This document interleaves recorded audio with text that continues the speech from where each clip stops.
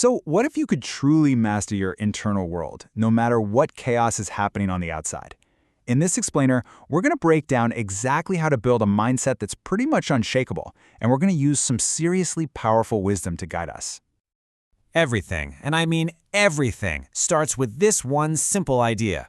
This sentence is the bedrock for all of it.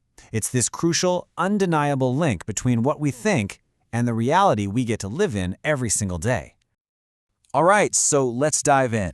To get how to control our mindset, we first have to get real about the two big challenges we're always up against: the world around us and, well, the mind within us.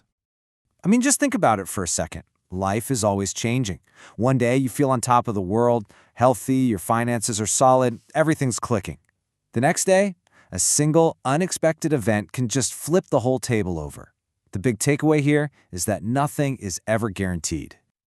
So, if the outside world is that unpredictable, what about our inner world? Well, it kind of has its own default setting. Let's just think of your mind as a garden for a minute. You know, growing beautiful flowers or amazing vegetables takes real effort, right? You need the right soil, water, constant attention. But weeds, man, they'll grow anywhere with absolutely no help at all. And that's exactly what negative thoughts are like. They're the weeds of the mind. It takes zero effort to feel guilty or to beat yourself up. Your mind just does that on its own. Okay, so if the world is unpredictable and our minds naturally lean towards negativity, what in the world can we do? Well, the first step isn't to go on the attack. It's to play defense. You have to become the gatekeeper of your own mind. This becomes your number one job. You've got to be a conscious filter, like a bouncer at the most exclusive club in the world, your own consciousness, deciding exactly what information, what energy, and what thoughts you even allow to get past the velvet rope. And this is a really active process. It's not passive at all. First, you've got to recognize all the negative stuff coming at you. Second, you consciously filter what you allow to sink in. And third, you protect what we'll call your mental factory, deciding who gets to just dump their junk into your thoughts. And here's the crucial point. There is no neutral ground here. It's one or the other. You are either the one in the driver's seat, actively choosing what goes into your mind, or the chaotic, often negative world will do all the programming for you. But you know, playing defense is only half the battle. It's not enough to just block the bad stuff. Now let's talk about going on offense, how to proactively build yourself up from the inside out. No, really, I want you to think about this for a second. When you consider what truly holds you back from whatever it is you want, what's the first obstacle that pops into your head? Is it your boss, your circumstances, a lack of money? The answer is kinda simple, and it's right there. The biggest enemy, the one you will face every single day, is yourself. The most important battles you'll ever fight are the ones waged right between your own two ears. And this idea, man, this powerfully reframes the whole concept of external challenges. If you can win that internal battle, if you can just silence that inner critic, then all the threats and obstacles on the outside, they just lose their power over you. You can almost see it as these two competing voices inside your head.